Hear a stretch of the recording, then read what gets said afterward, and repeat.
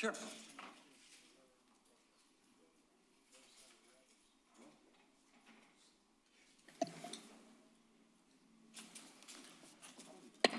All right, hello everyone. It is 7 p.m. We'll call the City Council regular meeting to order. It's Tuesday, June 2nd, 2026. Would everyone please rise for the invocation given by Councilman Curley, followed by the Pledge of Allegiance. Our gracious Heavenly Father, thank you. Thank you for being here with us tonight. We ask that you would calm our nerves and that we would be able to get through with our agenda in a situation that we would be friendly and it would be done. Lord, we ask that you would be with all of our wonderful people from all parts of life that are here tonight and those who are watching on television. And Lord, we especially bless this nation. May we be united together as one. We ask all these things in your Son's holy name, Jesus, the living Christ. Amen. I pledge allegiance to the flag of the United States of America and to the republic for which it stands, one nation, under God, indivisible, with liberty and justice for all. All right, thank you, everyone. Please call the roll. Councilmember Baker. Here. Councilmember Curley. Here. Mayor Kleinfeld. Here. Councilmember Shadlick. Here. Councilmember Scott. Here. All right, approval of the agenda. So moved. Yeah, and I understand administration wants to add a closed session for collective bargaining after mayor and council reports. All right, so move with that addition. Support. All right, please call the roll. Councilmember Baker. Yes. Councilmember Shadlick. Yes. Councilmember Curley. Here. Mayor Kleinfeld. Yes. Councilmember Scott. Yes. All right, and first up, we have a presentation. Mr. Brown?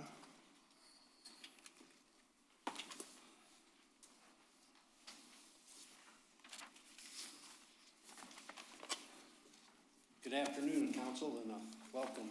I'm Don Brown. I'm Deputy Public Works Commissioner serving with Candace Miller, Macomb County Public Works. And just wanted to come down and bring greetings, first of all, from Candace Miller.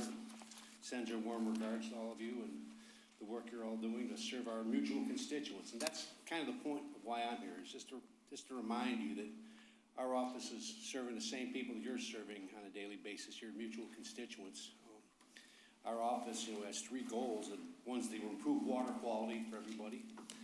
One is to help the overall economy, help the economy thrive by operating our office efficiently. And then the other is to improve just the general quality of life for residents by maintaining water. Our job is not often seen, especially down in your office, down here in Eastpointe. We've maintained 471 drains across the county. Some of those are open drains in the north end, but most of them down here are enclosed drains that people can't see. But our job is to make sure that those pipes are moving the water and wastewater where they need to go so that we don't have backups in basements, flooding in our streets and heavy rain events, which we seem to be having a lot more of recently in times, a lot more heavy downpours, and it causes those sewers to back up.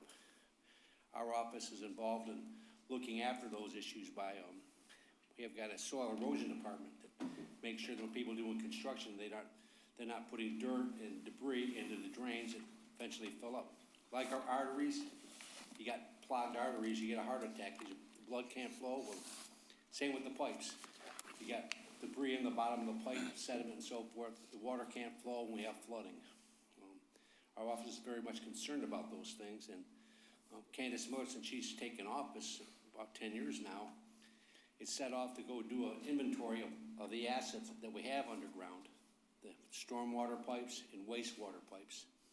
And we find them, we fix them. We know too well when she first came into office, 15 Mile Road, that pipe collapsed. Fortunately, the engineers did a good job and they avoided a calamity, environmental calamity, by doing the good repairs. But now we're using technology that wasn't available then. We now use drones that fly through the sewers and scan the pipes inside and then send that information up top to our technicians, and they can determine where there's cracks and so forth on this pipe. If we find them, we'll go in there and line them like your DPW. I was talking to your gentleman from DPW here tonight, and same thing you do in your city with your own sewers and pipes. And that's what we do. We use technology. We also use drones. we fly drones through some of the bigger pipes, and they fly through them. And this saves the taxpayers and the ratepayers who have to pay to support the system a lot of money, because the old days was a guy who put a mask on and walked through the pipes with flashlights. It took a lot longer to do, and it's a little dangerous. Well, now we don't have to do that anymore. And so as a result, we're able to save money. The city of Eastpointe has a combined sewer system with wastewater and storm sewer water combined, and that goes largely down the 8.5-mile relief pipe in your city. That's a 12-foot concrete pipe that's we maintain and watch to make sure that that doesn't have any damage. And it's been good. We haven't had any issues. And all that flow goes to Chappadon. Chappadon pump station right there in St. Clair Shores, where all of your waste goes. From there, we pump it down to Detroit and handle it. But in past days, when we didn't have as much capacity, we'd have too much rain and too much combined sewer. And if it couldn't go down the pipe, it got backed up where it came from. And sometimes that was in people's basements in our neighborhoods and communities. Public Works Commissioner Miller and her team, with the cooperation of the Board of Commissioners, have funded many big improvements at Chappadon to increase the capacity to accept more of that waste. And then since 2025, we haven't had one overflow into Lake St. Clair because of not enough capacity to do it. And hopefully we'll continue to do that. We keep adding the capacity, trying to build in-system storage to help manage those things. And so our office is working very diligently to try to continue to make improvements to reduce flooding and sewer backups in the community. And there's more stuff on the drawing board, and those will be announced in due time. But we continue to work to try to improve and help out where we can. Our office, my office, has worked for Candace Miller, is to help be a liaison to you and your board. If any of you have a constituent issue that you're just not sure how to handle, or you think maybe it has something to do with Public Works, pick up the phone, call me, or email me, and I'll get on it. Your constituents are our constituents, and we want to help where we can. It's very common for us to do it, and we just want you to know that we're an asset to you and your whole team here to help you out.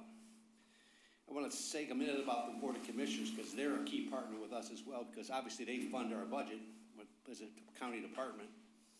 But the Board of Commissioners has funded $40 million at Chappadon several years ago, and your Commissioner, Sarah Lucido, is here, who's been a big champion and advocate for your community as long as I've known her, and she's been there right along with every step along the way to help us get the things that we need to help serve all the community.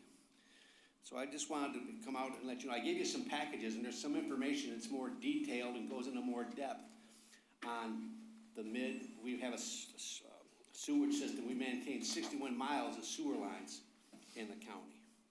And we also, as I mentioned, many of the open drains. And there's an annual report there that talks about that system. There's also her biannual report. She doesn't put just one annual report. She puts out two to keep people up to date on what she's doing in her office so that people know what they're paying for. And that annual report is also in the packet that I gave you. There's also a history of the office generally, just going back through the years. And it's an interesting history for history buffs to see where the office has been and where we've been and where we're going to go. So it's interesting reading. And again, my card is in there for all of you. And I'm happy to take any questions. I know you got a meeting, and as a chairman of a board for many years, elected official, I know we want to get on with business and don't want to be dallying much longer. But is there any questions I could ask for any of you? Any questions from the board? So I want to say thank you for coming out, and it's been great working with Commissioner Miller's office at the state, local, and county level. I know we've been working together. I sit on the sanitary district as well. And for those of you who don't know, there's a huge project underway right now where we're putting a second relief pipe underneath Jefferson. So if you drive Jefferson right now, you're going to run into some construction, but it's to prevent overflow into the lake so that we can handle all the, as you said, storm water when we get heavy rains. So, and your office has done more than that too. I know when Commissioner Miller got in there, it was, for a long time, we were trying to get reapportionments done. And your office did a lot to help make sure we weren't paying for other cities' wastewater. So there's a lot of corrections that you guys have made over the years, so I appreciate that. You speak about wastewater rates, and all the work that's been done in the system at Chapin Inn, the Jefferson, the project you just mentioned that benefits this community indirectly. All that work has been done without a cost to the ratepayers. Those costs haven't been passed down to the ratepayers. They've been provided by the Board of Commissioners through Sarah Lucido and the money that she's appropriated through the Board of Commissioners, through your congressional offices, through our state representatives in Lansing, all pooling money together, because it's our tax dollars ultimately that went out. We wanted to bring them back, and they went in to fix the system. But it didn't come out of the people's wallet a second time. It stayed in their wallet to help keep the costs down. And we're going to continue to try to do that. We've set the bar high, and we want to continue to do that. So thank you for your nice comments. I'll pass those along to the commissioner. And again, nice to see you all in person. I've read about you, but not necessarily been around. Mr. Parker, you've been a very active man down here. I've read about, and good to see you, and look forward to working with you in the future too as well. And the other councilwomen, nice to see you both, and we'll see you all again. Yeah, thank you. Thank you so much. Have a good evening. Thank you very much. All right, we'll move on to proclamation, Pride Month 2026. Would anyone like to make a motion? There's one correction to the end. It says proclaimed the first day. It would be the second day. You want a motion to have the council accept it and then have someone read it? Is that what you want? Yeah, approve, accept. Okay, I would move that the Eastpointe City Council approve and accept the proclamation for June 2026. All right. Support. Okay. Any comments? I'll read it if you like. Oh, well, please call the roll, and then I'll hand it over to you to read. Okay. Councilmember Curley, Yes. Councilmember Shadlick, Yes. Mayor Kleinfeld, Yes. Councilmember Scott, No. Councilmember Baker, No. All right. Thank you very much. Mr. Carley. All right, thank you, Mayor. Whereas the city of Eastpointe respects the value and dignity of each person and affirms the importance of quality and freedom. And whereas Eastpointe is a town that welcomes family in any shape, because everyone deserves a place to call home where they are safe, happy, and supported by friends and neighbors. And whereas the city denounces prejudice and unfair discrimination based on age, gender identity, gender expression, race, color, religion, marital status, national origin, sexual orientation, or physical attributes as an effort to our fundamental principles. And whereas Proud Month began in June of 1970 on the one-year anniversary of the Stonewall Uprising in New York City, after LGBTQ+ and allied friends rose up and fought against the constant harassment from authorities and the discriminatory laws that have since been declared unconstitutional. And whereas the city appreciates the culture, civic, and economic contributions of the lesbian, gay, bisexual, transgender, queer, plus LGBTQ+ community that strengthen our social welfare. And whereas it is imperative that young people in our community, regardless of sexual orientation, gender ID, and expression, feel valued, safe, empowered, and supported by their peers and community leaders. And whereas Eastpointe is an accepting and loving community that encourages LGBTQ+ people to celebrate their authenticity and live without fear or shame. And now there be it resolved that the members of the Eastpointe City Council declare the month of June 2026 as LGBTQ+ Pride Month in the city of Eastpointe, and we affirm our commitment to the fundamental principles of equality, liberty, and justice, proclaimed first day of June 2026. All right. Thank you very much. All right, we'll go right into the hearing of the public. The first hearing of the public is open. Would anyone wish to be heard? If you could come up and state your name, and you'll have 3 minutes. Hi, my name is Stephen Johnson. I hope you guys can write down my address, 15641 Galander Avenue. I'm having a problem with individuals there's an empty lot next to my home. And the individuals who are cutting the grass are taking trash from that lot and dumping it behind my garage and into my yard. I've spoke to them once before about this issue, and it's continuing to happen. I have video footage of them dumping trash behind my garage. I take pride in my yard, I take pride in my community, and I don't want people dumping trash into my yard. And that's just that's my main issue right now. I take pride in my yard. I take pride in my community. I'm a Macomb County employee. I actually am losing sleep right now to come to this this meeting.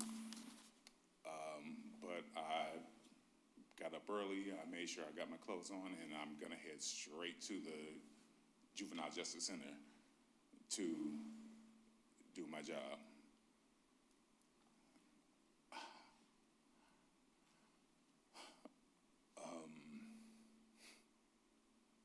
I just need something to be done about it. I'm tired of every Tuesday, I look on my cameras and I see someone dumping trash into my yard.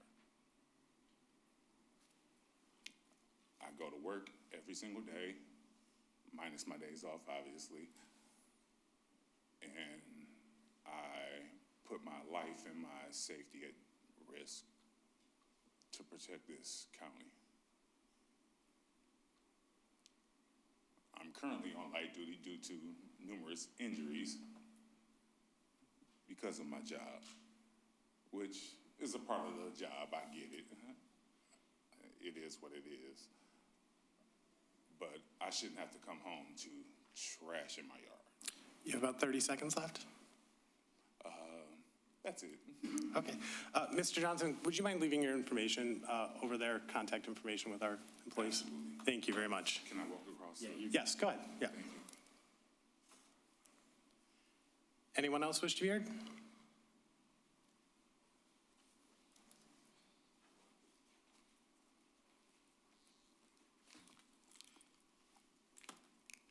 Hello, Mayor and Council. Wanda Moody, Eastpointe resident and the Chair Commissioner for Eastpointe's Arts and Cultural Diversity Commission.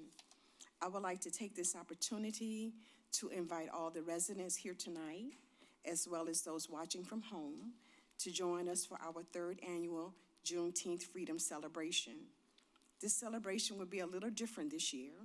Rather than having a formal program, we are creating an opportunity for the community to come together, relax, and enjoy one another's company during this freedom celebration.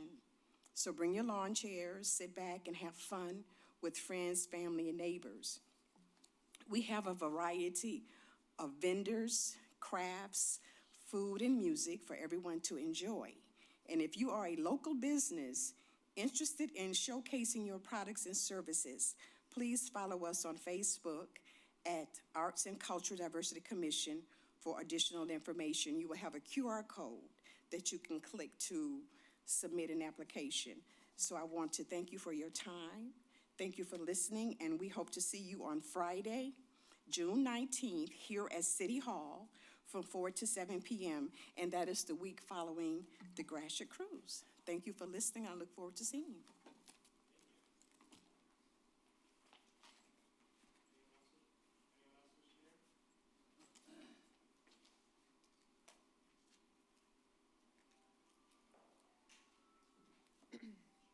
Good evening, Council. My name is Nina Olszewski, and I work at 18441 Utica Road in Roseville. And I'm here on behalf of CARE of Southeastern Michigan. We are a substance use prevention, treatment, and recovery nonprofit organization. We are here on behalf of our upcoming event that we have. It is Friday, June 26th. It is our second annual Michigan Recovery Con and Film Festival. It is essentially like a Comic-Con film festival type of event, but it is centered around recovery, recovery-based films. We have a DIA art exhibit, et cetera, and other activities and panels. Specifically, we are inviting any elected officials in Macomb County to attend, specifically because we are holding a youth panel where youth will have the opportunity to present on matters that are important to them, anything that affects them that they want to bring to the table. Essentially, they'll have a platform to speak to elected officials about things that matter to them. So it is a core opportunity for that that connection to be made. So we are just reaching out to elected officials. But it's a chance for youth to advocate for those causes in the presence of the officials in charge of bringing about that positive change in the community. So the event itself is going to be, the panel is going to be at 2:30 p.m. at the MISD building. That would be the youth panel. And students will share their motivations for engaging in substance use prevention, highlighting work that they've done, especially if they've been a part of youth coalitions in the community. And then at 4 p.m. we'll have our student-led presentations and discussions as well. So I do have some information regarding this matter, if I'm okay to just distribute this. Yeah, if you just hand it to Randy at the end there. Thank you. Thank you.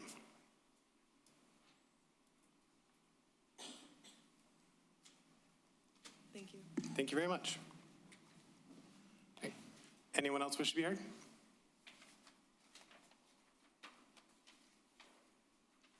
Anyone else?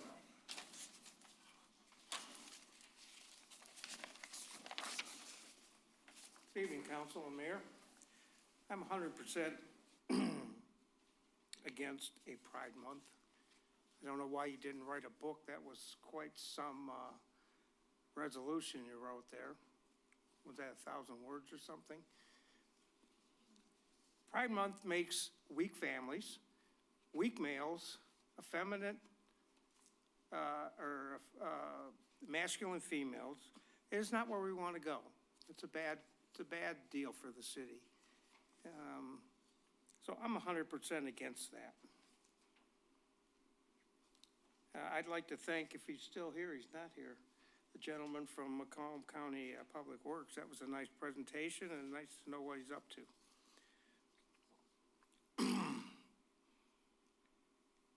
Regarding the Pride Month, you're having a parade or whatever you do over on wherever you do it. Now, are you going to have cameras there? I'd like to see what you're up to. You going to post pictures, or is that a private event? Is that open to the city of Eastpointe, everybody? Because maybe we need some scouts there to see what the heck is going on. Chief, I heard yesterday that there was quite a scuffle with youth in the area. It might not be this area. I don't know. It mentioned near McDonald's. I don't know if that's in St. Clair Shores or on 9 Mile Road. Your department was involved with St. Clair Shores and Roseville. And I read a very good review of your department on Facebook. So keep up the good work. Mr. Mattis, have you moved into the city? I think we need to see Mr. Mattis's contract. I want to know if he's working from home or what he's doing. I hope we don't have to FOIA it, but maybe we have to FOIA it. Because I'd like to know what he's being paid and what he's paid for. I hear the gossip that he's got a 3% mortgage he doesn't want to give up where he lives. But then he shouldn't have applied for the job. So, who knows? And once again, regarding that 10,000 word pride declaration, it included the word race in it. You have 30 seconds. I noticed we have a race, which may be a race-directed lawsuit at the city right now. The meeting last night, which I wasn't able to attend, didn't resolve anything. So you're going to probably be looking at some kind of lawsuit regarding your employment practices, which from my own determination, coming to the meeting before, I think there is race involved in that. Thank you very much. Anyone else wish to be heard?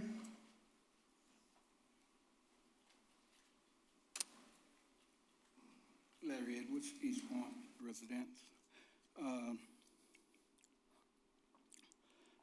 I think, and we ought to encourage, there needs to be a great change with the procedures of how the meetings are conducted for council. There is not the openness as they claim to be, that they are to the public. I also believe that during this time of the first hearing and council's time is coming after their report, that you ought to be able to comment on something that's being asked from the first hearing, because otherwise it never gets addressed.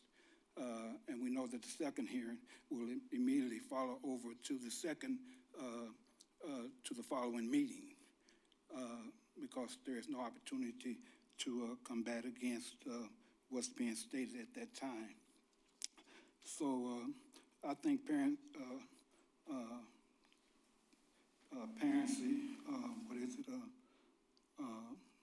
transparency ought to be definitely something that we ought to be looking for from now and into the future and what have you, because this has been years and years and years on top of years that people have claimed that they're going to be transparent and they're going to make things know. They're going to address situations and write your name over there and over here in different places and what have you. I think it's time out now. You have enough time.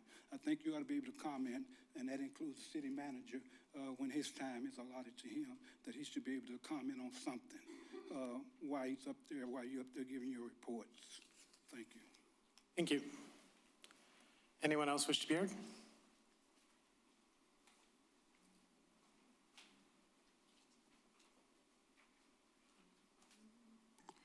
Jennifer Nicholas, Eastpointe resident. I do have a question about one of the agenda items tonight. It is new business item F, introduction and first reading of ordinance regarding traffic and vehicles and inoperable vehicles. Looking at the cover sheet of this, the description is that the police department is experiencing an increase in the number of unlicensed vehicles parked or left on streets and highways, and that this ordinance will assist the police department in lawfully ticketing and towing if necessary. So it makes it sound like this was initiated by the police department, and it's implying that, you know, this is a big issue for the police department. I don't know, Chief Haynes maybe could speak to that. I think that there's probably more important things that the police department deals with in the city. Reading the ordinance itself, the majority of it seems to talk about vehicles that are on people's property, vehicles that are in their driveway, perhaps in their backyard, if it's not garaged. All of this ordinance seems to apply to them, that you can't have a vehicle that's not operating on your property longer than 48 hours if it's not in a garage. I just feel that there's a difference between something being abandoned on the street. I think we can all agree that we don't want junk cars on our streets. But when you're talking about people's property, on their property, trying to force them to figure out how they're going to fix a vehicle that's not running, or force them to move it, have it towed somewhere else. I feel that kind of puts an unfair burden on people. This ordinance is just a blanket ordinance. I understand the point of it. You know, I know our building official and, you know, and with the city manager feels that, you know, it's important to clean up blight and make properties look nice. But I think that this is not specific enough. And I think that it's going to impact people that you know, what other choice do they have? If they're working on a car, if they're able to fix their own car and it's gonna take them a have couple 30 of seconds.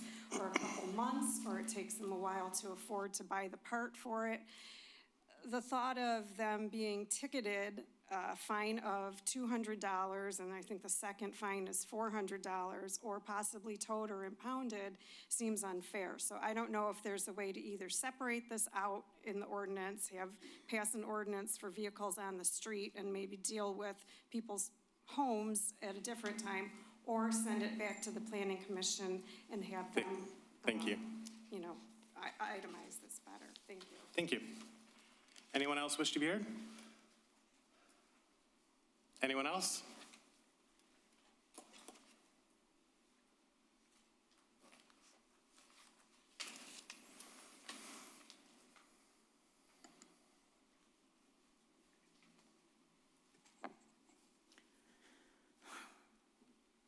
So as usual, no transparency, no answers, no adding in life-saving amendments to the rapid ordinance. Yet you'll sit there and claim you're against animal cruelty. Y'all are a bunch of hypocrites. You might care maybe about the animal or the animals you shared your lives with, but clearly you don't give a damn about the other animals in this city. Why don't you do something useful? Why don't you create a registry for those convicted of animal cruelty, that they have to put themselves on that registry, just like sex offenders? Because people who abuse animals are just as disgusting as pedophiles. Now, I will continue to ride you people into the ground so far, so deep, you're gonna pop out on the other side and find yourself in China until you get your head surgically removed from your rear ends and you put these protections in.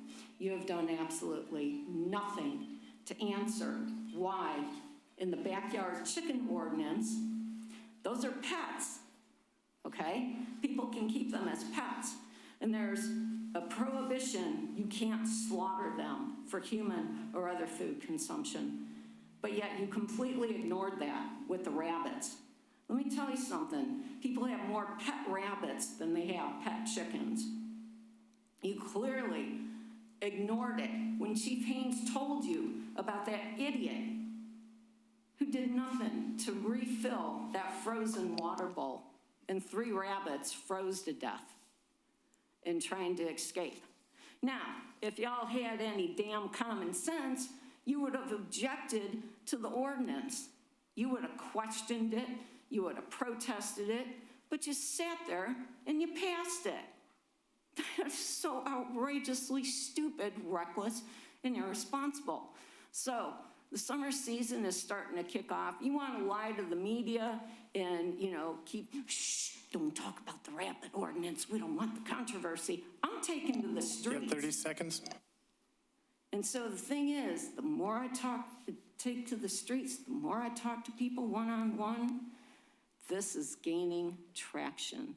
And the more it gains traction, people will take action. And don't forget, you're up for re-election, you're up for re-election, and you're up for re-election all next year. I will make sure this hangs over your head during your re-election campaign. Fix this. Thank you very much. Anyone else wish to be heard?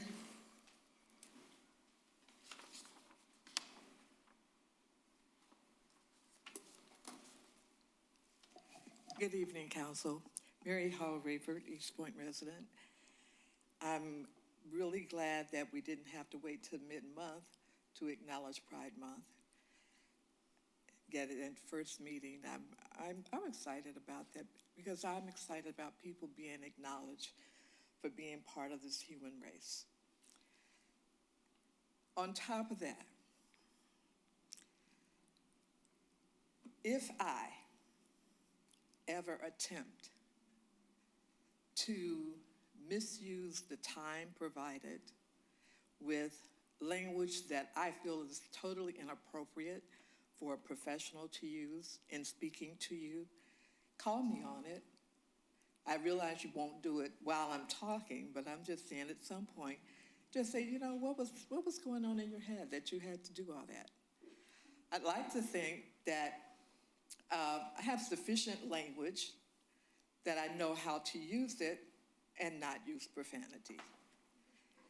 That's one thing that my mother, bless her heart, died at 58, taught me how to conduct myself in public.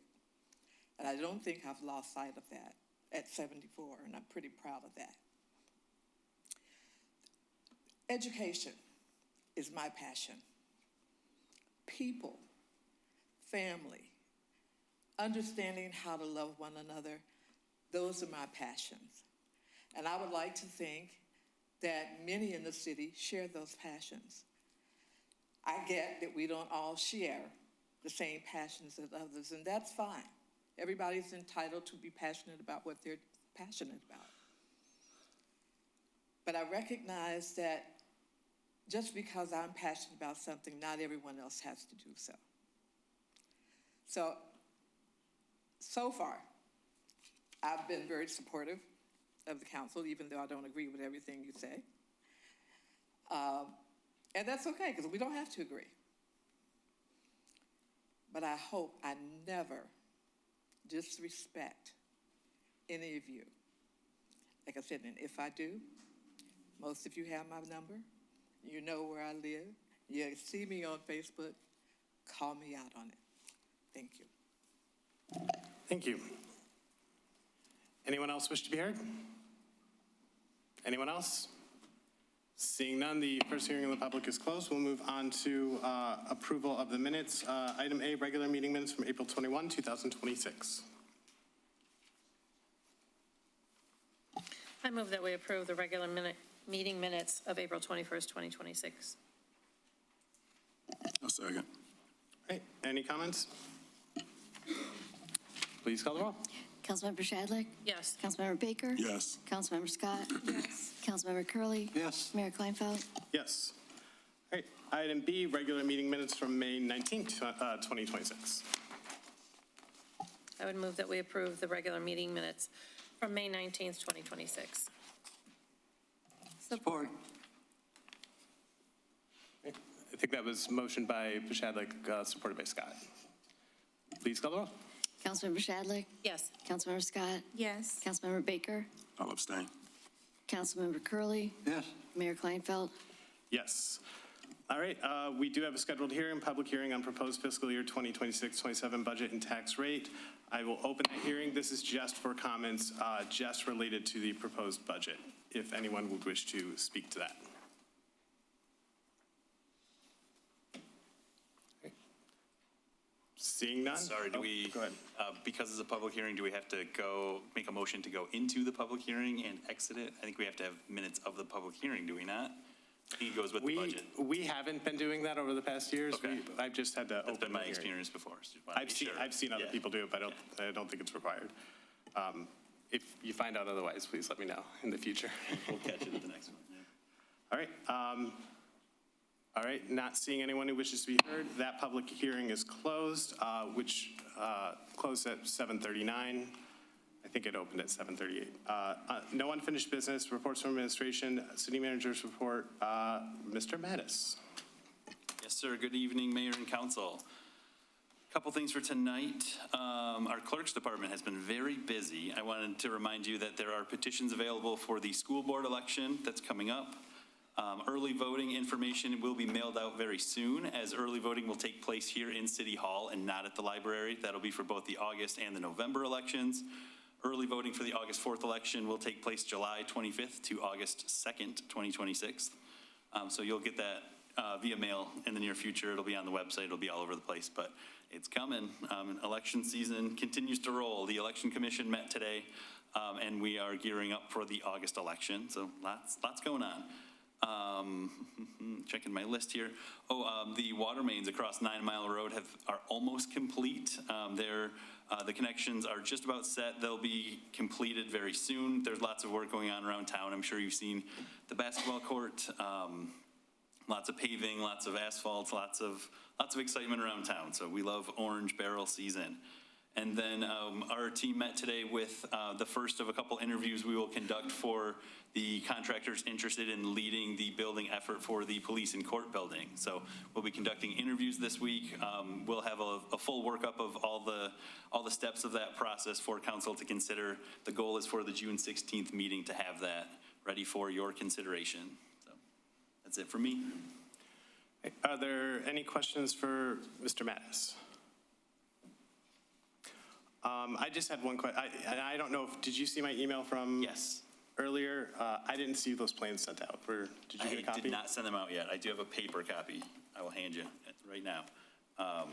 The plans for 9 Mile Road. Yes. Those are, we were discussing them in quite a bit with our team at AEW. There's the paper copy. I will share those electronically to all of council as soon as I'm back at my computer. Okay, thank you. Any other questions? All right, we'll move on to Finance Director's report. Mr. Blum. Good evening, Mayor and Council. Being passed down here is a audit report out of the state of Michigan. There was a update in how assessing is audited, but this is the first year since the law was passed in 2018 that the city of Eastpointe had a full-blown audit. And we received a 100% mark on that audit. So our assessing team is doing their job. Just wanted you to all see that, and that is all I have for this evening. All right, any questions for Mr. Blum? All right, thank you. We'll move on to City Attorney's report. Mr. Albright. Thank you, Mayor, members of council. Just an FYI, the new court administrator is changing our prosecution docket, the time changes that are over there. Right now, we handle the prosecution criminal docket on Monday afternoons beginning at 1 o'clock, Wednesday mornings beginning at 8 o'clock, Thursdays beginning at 1 o'clock, and Fridays beginning at 8 o'clock in the morning. Due to some juggling of the docket, the Wednesday and Thursday time slots are going to change, so the prosecution docket's going to begin now at 1 o'clock on Wednesdays and 8 o'clock on Thursday mornings. And that's going to be effective beginning July 1st. Doesn't really affect, it's a change. It's not going to increase the caseload or decrease it. It's just, I think it had something to do also with officer scheduling. That's why the court administrator wanted to make that change. But that's all I have, Mayor. Council's also in receipt of our monthly status report for the month of June, and I also attached, I believe it was 5 updates too that Mr. Fran's office provided us. Those are being handled through the MMRMA, so I'm happy to answer any questions. All right. Any questions for Mr. Albright? All right, thank you. Thank you. Moving on to new business, item A, energy audit report and project proposal. I guess, Mr. Mattis, would you want to speak to this at all? Sure. We will invite Mr. Jeff Studebaker to come up and tell us more. He's a part of Verigy Energy. They've completed an energy audit, and he gets to tell us more in detail. Mr. Studebaker. Are we able to put this other screen down, or? I guess it's fine. We can just have the one. I wasn't sure if you thought it was down. Oh.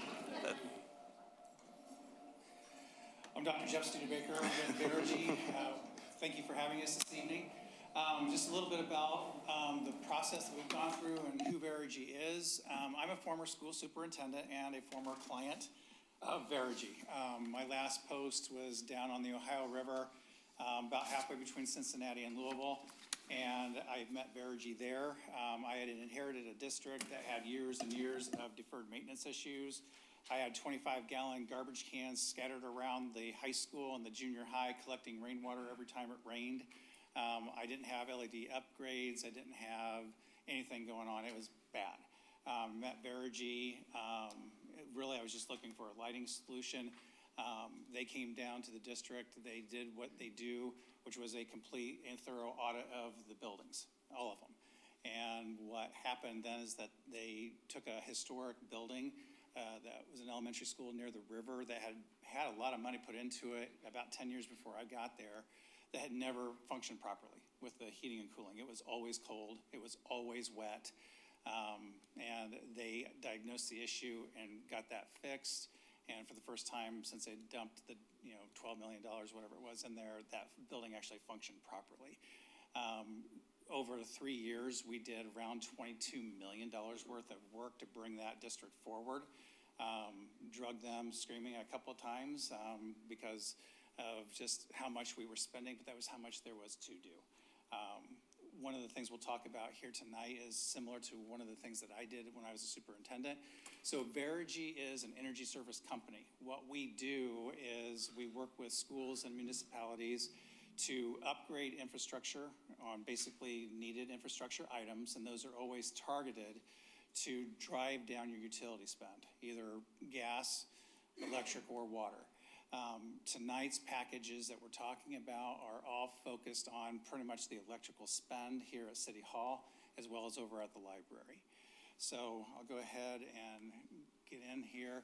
I'm also with Tyler Grant. He is our development engineer, and he will be able to answer and talk to a lot of the technical details this evening. So we'll go through the project overview, budget and purchasing, and then we'll talk about why you should do this.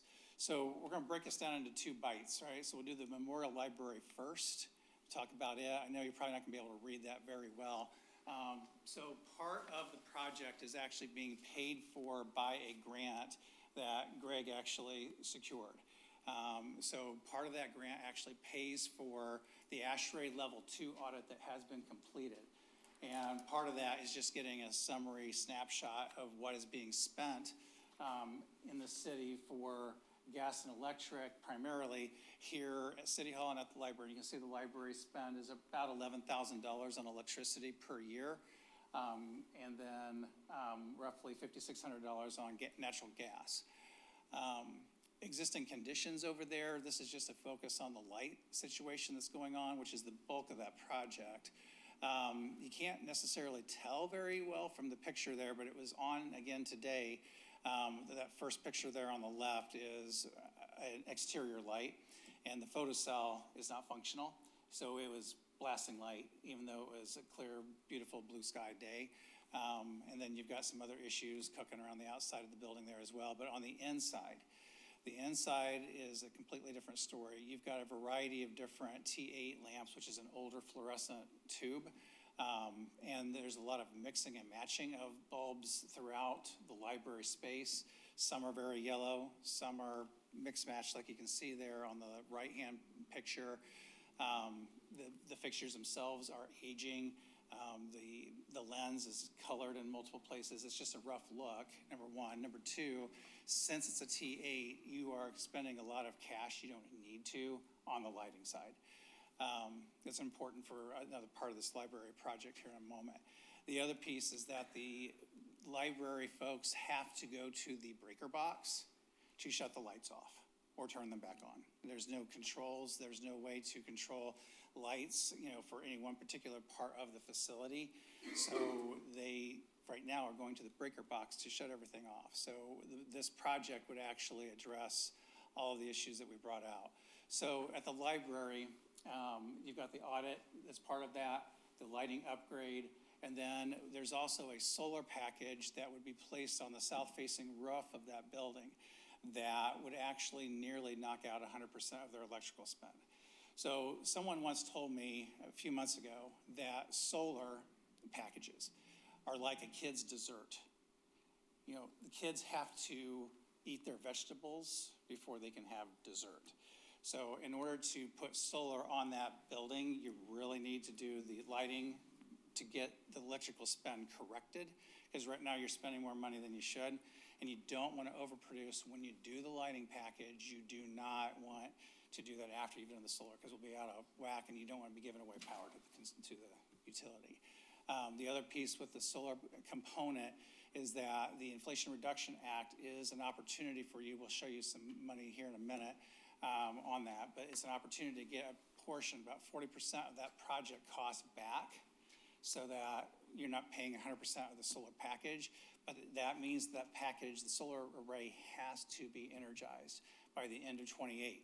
Now, we have a long runway, but that's a good thing in case we run into any unforeseen issues. Right now, we're anticipating if we were able to get rolling, having this thing energized probably even before the turn of the year, which would be ideal. I mean, so you can see here the solution at the library is basically taking those fixtures completely out as is and putting in a flat panel LED. It's not a bulb retrofit. It is a new, really nice, sleek-looking LED panel set in all the existing areas where there's lighting now. And then you would actually have a lighting control package that's easily adaptable. I know that the library is getting ready to do a building study. Going with this type of control package will allow you to rezone however the library may reconfigure itself down the road very easily with basically just going into the app. And it would easily be able to encompass new lights, for any potential expansion to the library. So here's what we refer to as a helioscope for the library. The blue is where the projected solar panels would go. That is not the final version. Obviously, if approved, we would, work with you to determine how you exactly want that to be laid out to go. And then you can also see there's the protection values there in the lower left-hand corner. You can see, obviously, we're in peak solar season now in June and July. But one of the things that you want to do is you want to overproduce whenever possible, because then that goes back to the grid. You get a credit for all that overproduction, and then the months or days or even the evening when you're using more than you're producing, that credit that you generate actually offsets that bill. So the array as it's conceived here would knock out nearly 100% of the electrical spend once the lighting has been addressed. So here's the price tag for the library. It's approximately, well, not approximately, it is $582,390. The estimated IRA rebate is between $109,000 and $150,000. That's only for solar at the library. So you get that back. You get another $1,000 back on the rebate on the lighting side. And then you have an operational savings in the first year of almost $11,000. One of the things that we've done is inside the contract, we've put in a proposed 3.5% escalation rate for the utility inflationary index. So basically, then we're also inside the contract guaranteeing the first 5 years of production. So when I was a superintendent, we purchased a 20-year guarantee so that if we had any year in there, the solar panels did not produce as they were expected to, Verigy would write a check to make us whole. In the contract, there's a 5-year package there, and we are escalating that utility savings by 3.5% contemplated inside the contract. Now, the reality is that escalation is a very conservative number. It's a really low number. There will be years where the utility increase will only be 3.5%, but we haven't seen that low of one in a while. Last year, there was a 17% request. They ended up getting 7. That's probably about what you're going to see again is another double-digit request, and they'll get a high, almost 10% increase year over year. So with us only estimating at a 3.5%, more than likely you're going to overproduce by a significant margin. At my last district, we were getting about 25 to 30% over the guarantee amount. So that's a good number to have in the back pocket. So that's the project at the library. City Hall here. This slide actually has a combined spend for both City Hall and the library. You can see the blue column is the electrical spend, and that is by far the most that you're spending, is on the electrical side. All in for the city, for these 2 buildings, you're spending almost $53,500. Natural gas really is not being contemplated in this package, but it is part of the ASHRAE Level 2 audit, and in that audit, we lay out all the various ages of equipment and recommendations and so forth for that. So you see your 12-month utility spend is just a little over $66,000 over the last 12 months. So, and then similar to what we did with the library, you've got the 2 breakouts here. So at City Hall, you're spending $42,500 on the electricity, and then on the natural gas again, just a little over $7,000. So part of this package is something that from the very first time I met with anybody from the city was an issue, and that's the EV charging stations. out here in the parking lot, right over here. So right now, when you pull in, you have what's referred to as a level 1 charger out there. And when those were installed, back in that era, and really up until just the last few months, whenever you put a level 1 charger in, you couldn't really generate any kind of revenue off of it, meaning it's free to anybody that pulls in and plugs in. So what's happening is that you've got folks pulling in, plugging in, and leaving their vehicles sit there for multiple hours, if not overnight, a variety of things. It's been a headache for the folks that work in this facility. The proposal is that we would remove those level 1 chargers and go with a level 2. The level 2 is a faster charge.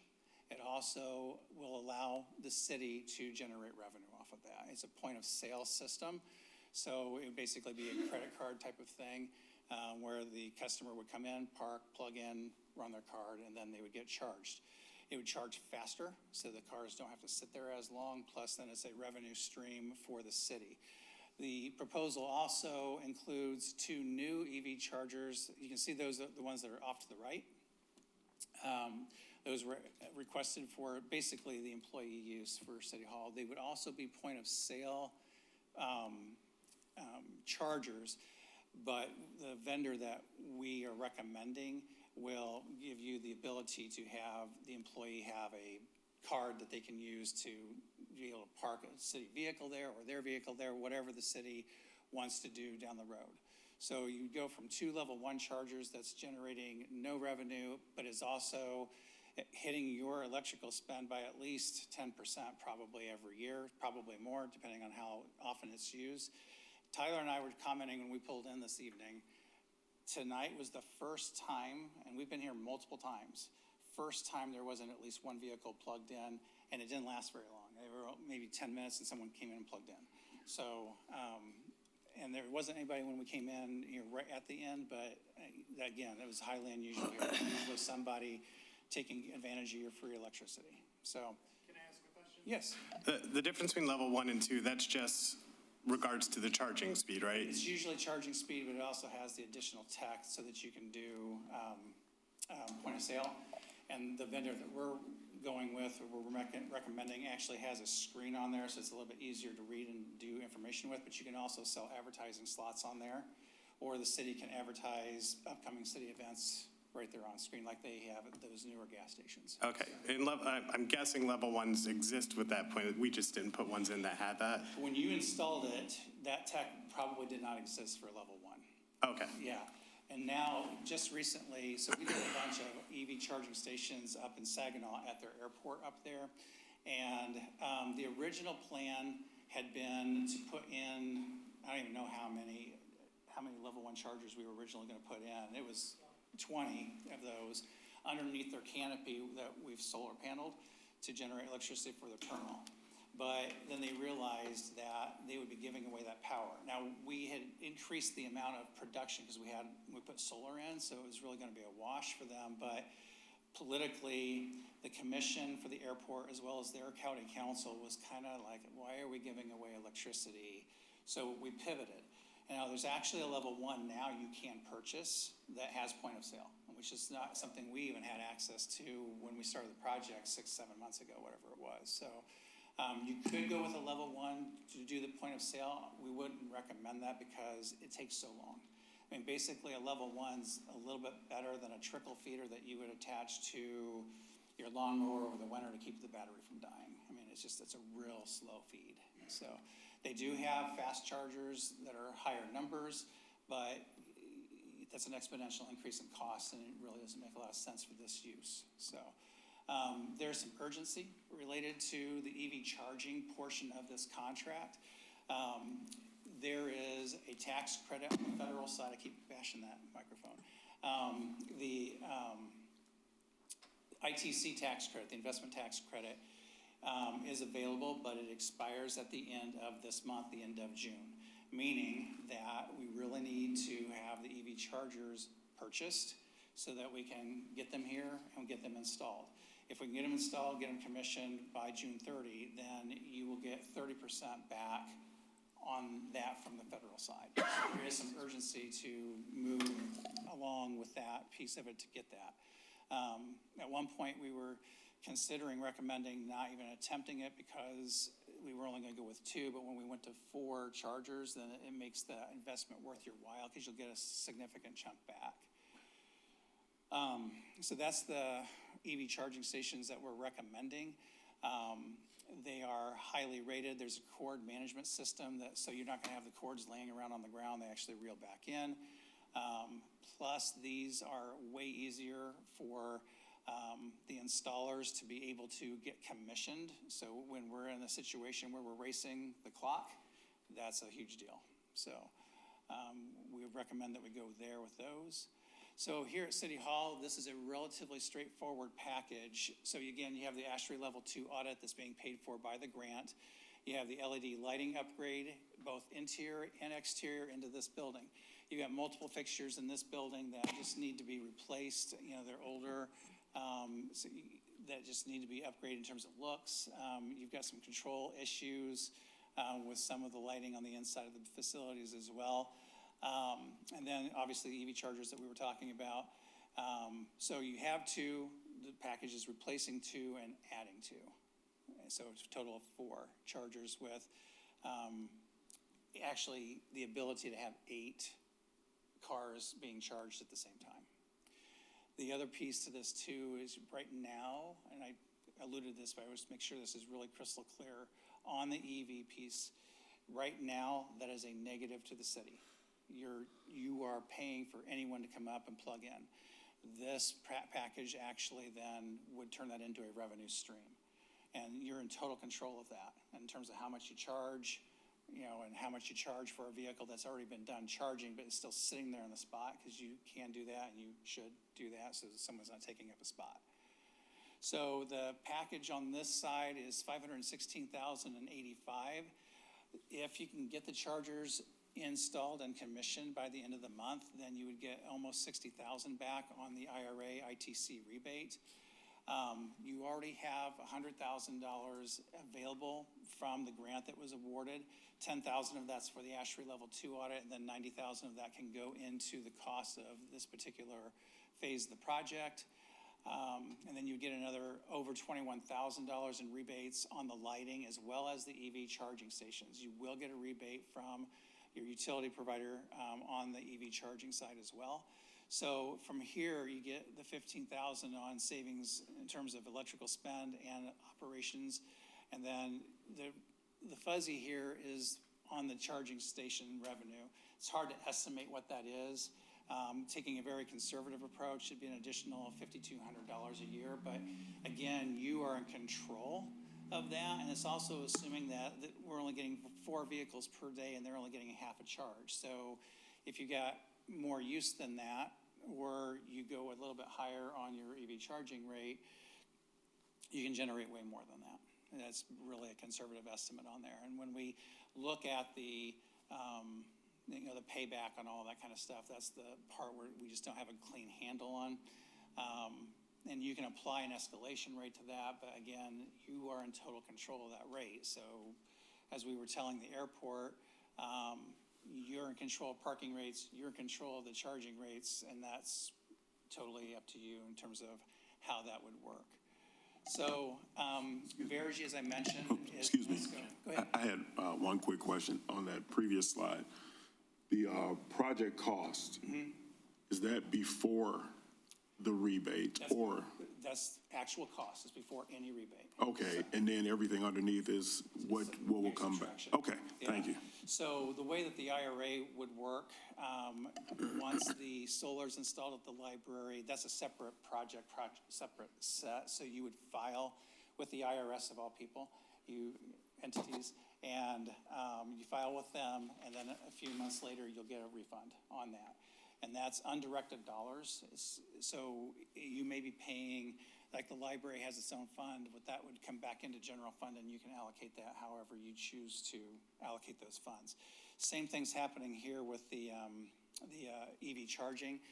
Once they are installed, then we'll walk you through the filing process, and it's beefy, but we've gone through it a few times, so we've got guys that can help, the treasurer's office to get all that squared away for you. And again, you'll get a rebate for that amount at some point down the road.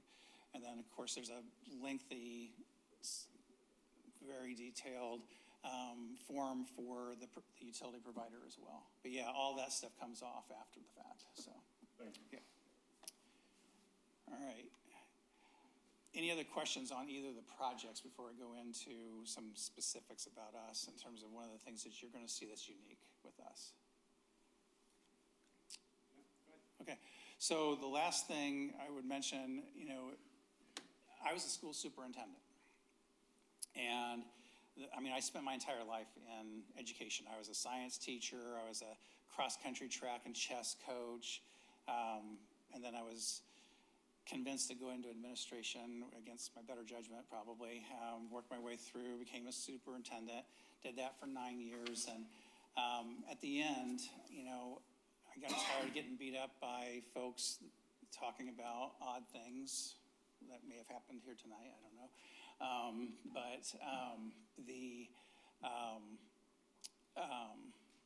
Fact of the matter is that Verigy did a great job for us. We had years and years of deferred maintenance issues, and one of the selling features were two things. They guaranteed the production on the solar. So I mentioned the 25-gallon buckets that were all over the place. They came in, did a roof restoration, put solar on top of that, and I had no more leaking. But the cool part of it was that the solar then was working. The roof was actually working for itself instead of it being a money dump that I was going to have to advocate for, and then a future administration was going to have to advocate for. It was actually paying for itself. And that's what we do at Verigy. I ran screaming from the chair when I got the opportunity. My wife's folks live in Ann Arbor, are still there, and it just made sense to join the team so I can still continue to work with schools and cities and airports to save energy and put the money where it belongs. It doesn't go in the utility people's pockets. You need to be as efficient as you can be to do the things you really want to do or really need to do. So with Verigy, since we are an energy service company and this isn't a guaranteed energy savings contract, we are not allowed to have change orders. So that price tag that you would hopefully approve is the price tag. We're not going to come back to you and say, oh, dude, we forgot something, so here's an extra 50 grand we need. That will not happen. If there's something you want us to add in while we're here, that's up to you, and we can do a change order that way, but we cannot initiate that change order. If we've made a mistake, if we've missed something, we pay for it to make it right. And then again, we take a comprehensive approach. We did an ASHRAE Level 2 audit here. We have a pretty good understanding of what's happening in this building beyond what we've even talked about tonight. Same thing over at the library. So we have a very comprehensive package. We're recommending the most obvious need sets for both buildings. And at the library in particular, it makes sense to do both at the same time. You've got to right-size your electrical spend before you put the solar on. You don't want to lose out on that 40% rebate on the solar side, because if we don't get it energized by the end of the year next year, you do not get that rebate. And then you're just going to have to wait for a while for something to come back or for prices to come down, and I'm not sure that that will happen. So. And of course, then we are guaranteeing 5 years on that solar side. So if for some reason we don't hit that number, we will make you whole. So, any questions? Any questions from the board? I have one. It's with respect to your scope of work, your attachment A that you had in our packet. I don't know if you have access to that, if Tyler does. At any rate, on the City Hall exterior, it's talking about, landscape uplights and installing 12 new LED landscape uplights, et cetera. Are those also going to be tied into solar because it's an exterior situation? In this are we not? building? Yeah, There's no solar going into this building. none would go in here. Okay, it's only at the library. Only at the library. Okay. Thank you. I didn't need that. I needed that clarified. Thank you. Yep. So I guess I'll ask a question. I mean, I'm not sure that I'm comfortable with approving the contract as is. I mean, the recommended motion to us was to authorize the contract and then allow city administration to review and pursue each item as appropriate. But the contract itself lays out the whole scope, and I feel like I would want, at least from our administration, probably a more specific scope of work before just approving, you can do all this, and then we don't know exactly what's going to happen, and we don't know if it's going to end up being a $200,000 contract or $1 million contract. Sure. We would follow our normal procedure for purchasing and all that on each item. We'd refer to Verigy for lots of it, but there would be other items that we have to send out to bid and all those things like we normally do. So are you saying there'd be items that fall outside, that are listed in the scope of work, but would fall outside the contract? Essentially. Okay. Yeah. I guess I don't understand how that works then. If we have a contract saying we're awarding the scope of work to them and then going elsewhere. Does my question make sense? It does. Do you mean like, I guess I have to interrupt, I'm sorry. Do you mean like such as when we put the solar panels on the roof, we're gonna need some extra, I mean, I'm not an architect or anything like that, but sometimes you need some kind of engineering upgrades or some kind of support up there for those panels. Is that something that you mean, or? Yeah, we would pursue those as we need to. Yeah, I know that the initial price tag is large and scary, right? It is. And so some of it would fall on this fiscal year, some would fall on next fiscal year. There are a few, the rebates and other incentives in there are enticing. The timeliness of some of it, it brings it to our attention quicker maybe than we're ready for, essentially. But we have worked very well with Verigy. We've enjoyed the process. Having received the grant funds to pursue this and dive into it has been a very good experience for our team. I know our team has done a lot of work to dive into the details of this. This is the output of that work. So we bring it to you for consideration. And we don't have the amounts for the totals of this project budgeted at this point, do we? I mean, we'd have to adjust our budget to right, we would find money to put it into the upcoming budget. Yeah. Yeah, none of this is budgeted. The only piece that needs to be done by June 30th is the EV portion. Everything else will be in next fiscal year. And we do have the grant, the $100,000 grant that will get reimbursed as soon as this stuff gets going. At the back of the package, there's a very conservative look at the savings. It takes into account all the rebates. It takes into account the energy savings. There is no inflation factor on the energy savings, so it'll be even greater as the electric costs go up. There's no factor for any revenue coming from the EV chargers. And you'll see, now it is 25 years worth of savings, but that's the lifespan of the solar, which is why we utilized it. City Hall will have a net savings of over $70,000, and it will be higher than, the reality is, it will be higher than that as the electric rates go up. On the library end of it, you will not produce any savings over that time, net savings over that time frame. However, the interior electrical work is going to have to get done anyways. If they do, they're doing their master plan, they've been talking about maybe doing an expansion. If they do any building improvement, they're going to have to bring that electrical up to code anyways. So that money is going to be spent, whether it's fiscal year 27, fiscal year 28, it's going to be spent at some point. And the library does have the funds available to do this. Yeah, because I was aware that the library had the funds for the solar panels, and they wanted to go ahead and complete the project so that they can get the rebate because they would be approaching the deadline. Yeah, but they can't do the solar if they don't do the interior work. Yeah, so I'm aware about the library, but City Hall. Right, and the Library Commission has not met to discuss this in detail on their portion as of yet. So let me ask this, I guess with the recommended motion from administration, are there, essentially are there items that you're looking at maybe whittling down from the contract? We know that we would pursue them, as it says, pursuant to available funding, beginning with the installation of EV chargers because that is time sensitive. And then the other ones would stretch out, going from there.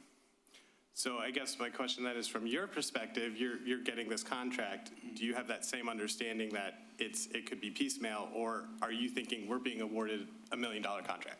Well, I mean, if you were to approve the project, it would be our understanding that the scope of work and the budget is there. The timeline, however, is very fluid. I mean, we can move stuff around to meet budgetary constraints as needed. But as mentioned though, you almost, at the library side of it, that is a package that has to pretty much go together if you're gonna do the solar.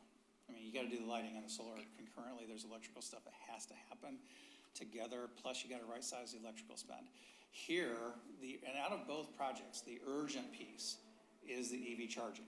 If you wanna capture that 30% on that, you gotta move really tonight. I mean, we're right up against it. We have a 2-week lead time on getting them purchased and getting them here. So, I mean, I used to be a superintendent and worked with boards a long time.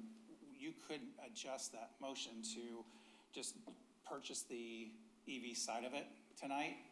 And that way we can at least get moving on that side of it so you don't lose that rebate. I mean, that would be a shame because we can get it done. So, and then the rest of it, we can go through, get the Library Commission's approval process squared away, and then whatever you need to have happen in terms of breaking it down in more bite-sized pieces, that's fine. So, and you do have the grant available there. The original grant was envisioning getting the ASHRAE Level 2 audit squared away, as well as the chunk of the lighting here.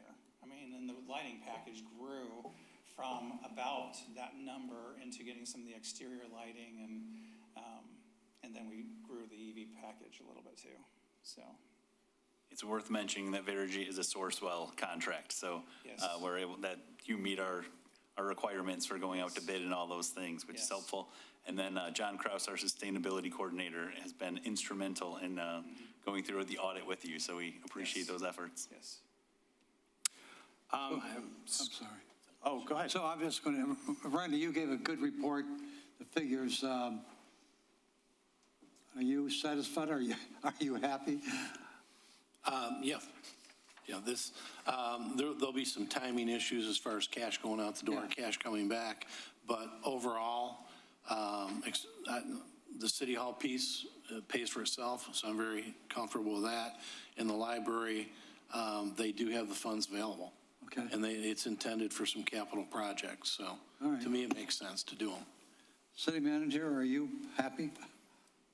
I think it makes sense. It's a bigger number than, at first glance, it seems like a big chunk, but when you break it down and understand the life cycle of these things and the time, it makes some sense. All right. Would you like a motion?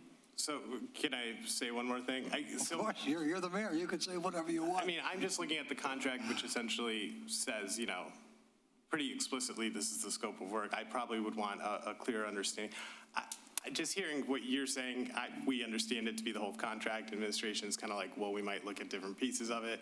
I don't want to be in a situation where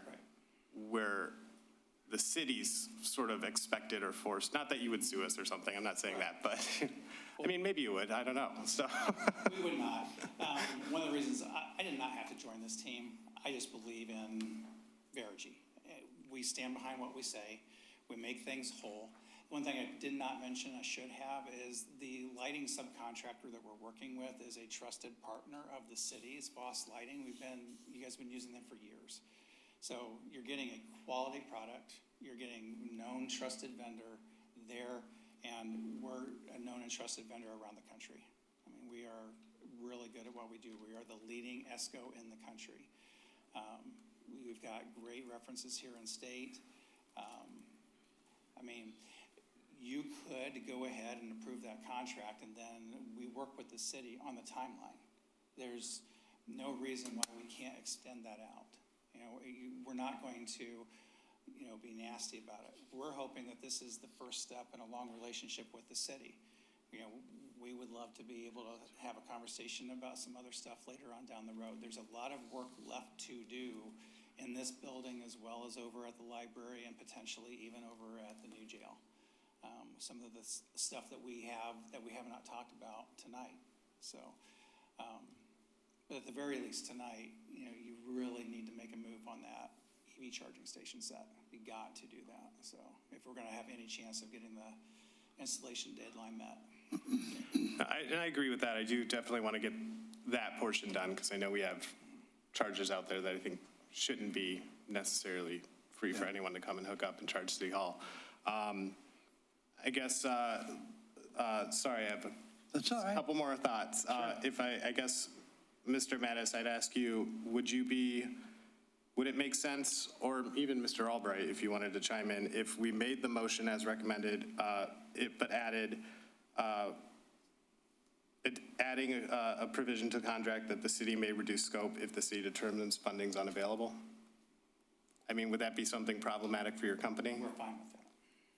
We're fine. Okay, I mean, that would make me feel more comfortable, I guess. We're fine with that. We really are.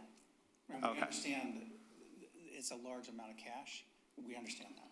We also understand the clock is ticking on a couple of these components that are. I'm supposed to read that. Yeah, and we're doing a lot of other big projects right now, so we're spending some money. I can make the motion if it's easier. Yeah, go ahead. Sure. I'll go ahead. I'll make a motion to approve the contract with, how do you say it? Verigy East LLC, doing business as Verigy LLC, with the added provision that the city can, quote, reduce scope if the city determines funding is unavailable for specific work, end quote, and authorize the city administration to review and pursue each item as appropriate pursuant to available funding, including the installation of new EV chargers at City Hall this month as to be eligible for the rebate. Support. Okay. Sorry to be difficult. Any other comments or questions? Mayor, is that do you want that to be as an addendum to the actual contract, or is council happy with just having that in the motion itself? Added to the contract. Okay. I mean, could just be added at the very end or near the beginning, I guess, or written in. Okay. Any other questions by council? Please call the roll. Mayor Kleinfeld? Yes. Councilmember Curley, Yes. Councilmember Baker? Yes. Councilmember Shadlick? Yes. Councilmember Scott? Yes. All right. Thank you very much. Thank you very much. Thank you, sir. Thanks, Jeff. All right, moving on to item B, approval of resolution 26, 2022, approval of NDOT contract 26-5188 for Hayes Road concrete pavement repair. Mr. Mayor, before I make the motion, I just want to let the folks know that the city received federal funds to complete concrete pavement repair and curb and sidewalk to work on Hayes Avenue from Stevens to 10 Mile Road. So now you know where the money's going. I'd like to let you folks know. The anticipated cost of the project will be $620,320, and federal funds of $507,731 will cover the majority of the project, leaving a total cost to the city of $117,589.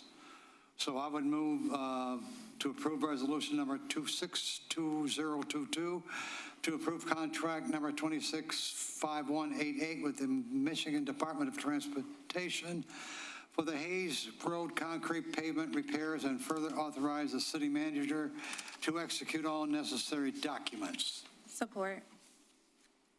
All right, any other comments on that? Please call the roll. Councilmember Curley, Yes. Councilmember Scott? Yes. Mayor Kleinfeld? Yes. Councilmember Shadlick? Yes. Councilmember Baker? Yes. Item C, approval of letter to Macomb County regarding 10 Mile Road reconstruction delay. Would anyone like to make a motion? I move to approve the letter to the Macomb County Board of Commissioners regarding 10 Mile Road and authorize the city manager to send the signed letter to the county. I would support that with a comment, Mr. Mayor. you or the city manager, maybe the city manager, since you wrote, let the people know that's here today and watching on television what we're talking about, and give us some idea what this, what this letter says. I know it's all full of honey, but if you can explain what's going on. Yeah. You catch more flies that way. Yeah. If I had written it, it would have been a lot shorter and a lot less honey. So at the request of council at the May 19th meeting, we have drafted a letter addressed to Macomb County Executive Mark Hackle, requesting the expedient execution of the 10-mile road corridor project. So with some specific language regarding it, we understand its complexities, but we also want to see the road fixed as soon as possible. And after approval, can we make sure that we all sign it tonight so it can go out tomorrow? We got a clean copy. Yep, we'll get it in the mail. Perfect. Well, it's addressed to Mr. Hackle's office, but we'll also send it to our county commissioners and the road commission for Macomb County as well. Send it to every address you can find. Yep. Yeah. Well, all of us, did I second that? Yes. Yes. So I guess got one more question. Here I go. Mr. Hackle gets this letter.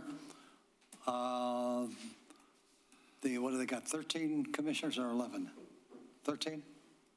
Mm-hmm. Yes? 13. All the commissioners get this letter. The commissioners aren't going to make this decision. It's going to be the county exec. We don't have to talk about now, but do you have a plan B in case they say, well, we already made up our minds, it's going to be next year. So do we have a plan B? Maybe not. In regards to saying that is not acceptable. We can put our finger on the scale. I don't think we can upset the entire apple cart. We could go out there and fix it tomorrow at our cost. No, we're not going to do that. Completely throw every relationship we have with Macomb County into question. That would not be advisable. This is us doing what we can to put our finger on that scale and try to tip it in our favor. So diplomatic. I love him. So diplomatic. Okay, that's it. All right. Please call the roll. Councilmember Shadlick? Yes. Councilmember Curley. Yes. Mayor Kleinfeld? Yes. Councilmember Scott? Yes. Councilmember Baker? Yes. All right, item D, approval of school resource officer contract with Eastpointe Community Schools. Would anyone like to make a motion? I move that we approve the school resource officer contract extension agreement with Eastpointe Community Schools and authorize the city manager to sign the agreement on behalf of the city. Support.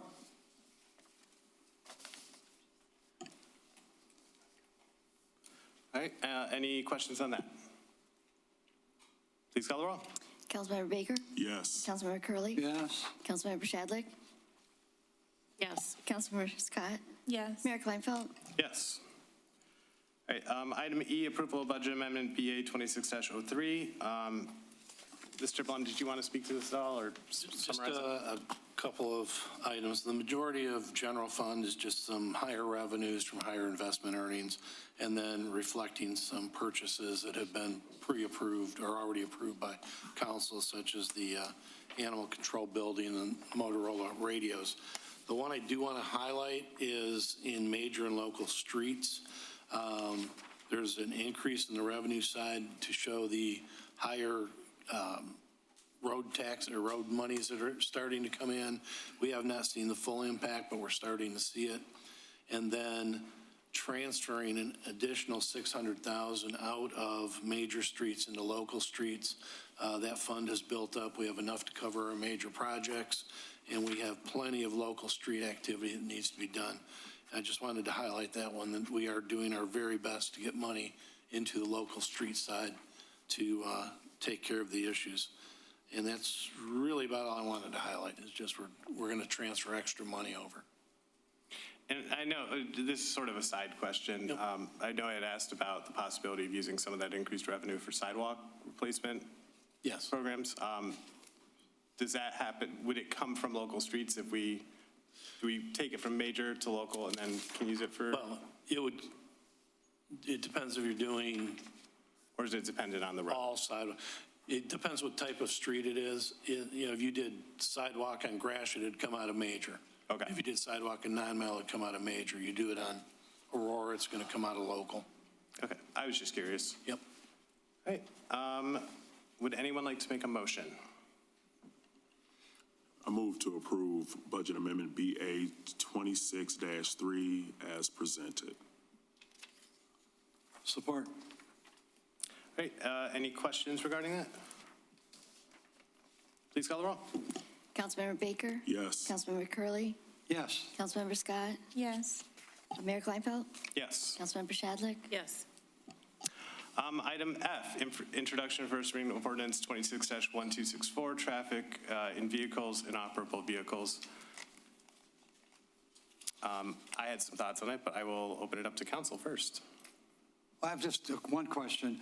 On the background brief, it says the police department is experiencing an increase in the number of unlicensed vehicles parked or left on the streets and highways. So the motion says add abandoned and unlicensed and inoperable vehicles. Are we saying the same thing as the background brief about if they're on the street? We're not talking about going into their backyard. We're not talking about going on their driveway. Because I'm a little confused because it says vehicles parked or left on the streets and highways up here, right? The background information. But then the motion says to add abandoned and unlicensed and inoperable vehicles and to schedule a second hearing and adoption. So what are we saying, abandoned vehicles? Where? Don't know if we have a motion yet. Do you want me to? No, we don't yet. No, you can go ahead. Okay. Point of order. It's both. It's within the right of way, and then it prescribes inoperable vehicles within personal property. So an inoperable vehicle within a garage is permitted in this. Let me find the language. I'll refer to Mr. Albright if necessary. Storage of unlicensed vehicles within an enclosed building, so that is section 44-154. Within an enclosed building, on the premises of a business that is working on vehicles, a vehicle in an appropriate storage place or depository maintained lawfully and properly by the city, and then temporary storage of not more than one such motor vehicle on residential property for not more than 30 days while the owner is actively attempting to sell the vehicle. So the one I fumbled was item B is a vehicle on the premises of a business enterprise operated in a lawful place and manner when necessary for the operation of such business enterprise. So a place that fixes vehicles. Okay, I should be asking the chief these questions. So how do we find somebody that has my neighbor has one, a vehicle in their backyard that you can't see from the street? How does a officer or administration find that out, that there's a vehicle in their backyard that you can't see from the street? We're not allowed to go into the backyard, are No, we? we're not. It turns into a question of curtilage and what you can see from the public right of way, but I'll let Chief Haynes answer that in a better way. Yeah, it turns into either that or it turns into the neighbor calling and saying, hey, you can see this card from my backyard, come on into my backyard and look for the car. Okay. So there's a couple of different ways that could be discovered, but again, that's not a police department issue. That's a building code enforcement issue, not police. It impacts the police in the public right of way. Correct, and that's what we were looking for is the cars that are parked on the street that are inoperable, but they don't completely fall under the abandoned auto statute, which basically an abandoned auto would, under state code, correct me if I'm wrong, Rich, but it's basically the vehicle is like nothing there. It just has a frame and maybe a wheel on it, and that's all that's there. This is to help us clean up the streets and clean up the blight of the cars that are seriously broken down. I mean, like broken parts, not been registered for months, and are completely, you know, not drivable. That's what we're trying to get to remove from the streets. Well, yeah, I totally agree when the vehicle's on the street. If somebody has a vehicle in their driveway, pulled up as far as they can get in their driveway, and it's not working, and how long, you just read something, how long would they have to do something with that? It's not abandoned because it has an up-to-date license on it. It just stopped running, and they don't have the money to fix it right now. So how do you handle that? I mean, you sit down on the porch and talk to the poor guy that you gotta get this car out of your driveway, or when you're gonna fix it, or how much money do you need? How do you handle that? Well, first of all, I don't know that it wouldn't come to our attention probably at all, because it's a vehicle that's properly licensed and in the driveway, so we wouldn't have any cause or concern to go there. If it were reported by a neighbor, we'd refer that over to the building department, because we're only looking for things that are in the public right of way, not in people's driveways or yards. So we should, and Mr. Mayor, we should, on the motion, abandon unlicensed and inoperable vehicles. We ought to add there that parked on the street and highways, right? Because it doesn't say that. If I may, my preference actually would be to refer this to the Planning Commission. I'm not prepared to vote yes on this tonight. I didn't like some of the language, or I was concerned about some of the language in there. And it seems to me like this is a building, this is something which I don't need an answer now, but it seems to me more like a building department issue more than coming from the police department to write tickets and get cars removed from the side streets. No, it's a request from the police department to get them removed off the streets. Code enforcement and building department code enforcement completely deals with what's in the driveway, what's in the rear yards. So the part that the police department is asking for is specific and only to vehicles that are parked in the street. Okay. Can I ask Mr. Albright, how much of this language is new, or what changed from the proposed changes? All of it's new. It's a brand new section. I have a crazy question, which is not unusual for Harvey to ask a crazy question. What have we been doing for the last 40 years of abandoned vehicles on the street? You operate with that and you take care of it, right? Are we just getting in writing now, but you've been doing that since? We have been doing some under the abandoned state statute, which is difficult because of what I described it as. Others have been taken under the snow emergency, because we have language very similar to this in the snow emergency statute. If you were to read down in that statute, it says that a vehicle that is expired or has been abandoned in the street, it's a better definition, so we can do it during snow emergency, but the rest of the year, we really aren't doing it. And it's not the police department itself, it's the police department code enforcement. So I want to make sure that was clear, is we have a parking enforcement, code enforcement officer that works through the police department. So we're not suggesting sending police officers out to remove cars off the street. What we're suggesting is our code enforcement officer, our parking officer, this is part of her daily routine, and it would make it more complete for her to be able to do the enforcement action and then take action to remove the vehicle when necessary. I understand left on the streets. Correct. And highways. Yes. What's that? What's a highway? Like Gratiot, because it's under. Gratiot would be considered a highway? It's under different jurisdictions. 9 Mile Road, 10 Mile Road? Yes, some of them, yes. Yeah, all right. And I can't speak for the Planning Commission, but I bet they would be happy to take this up. They'd be what? I imagine they would be. He just said the Planning Commission would probably like to take a look at it. Well, long as they, we can change the wording, it's a recommending body.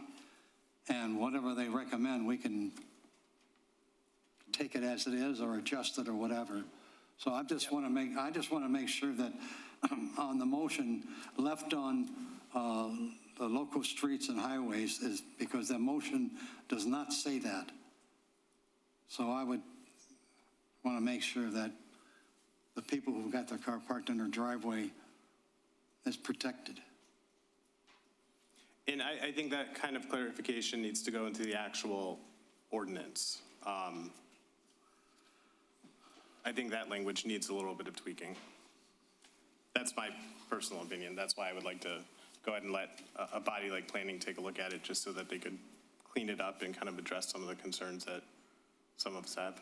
Okay, Mayor, who does this? The city manager write a note to the planning commission? Well, if I get support, I would make a motion to refer it to planning. It would come from us. And how would, tell me how that language would sound like. I don't know.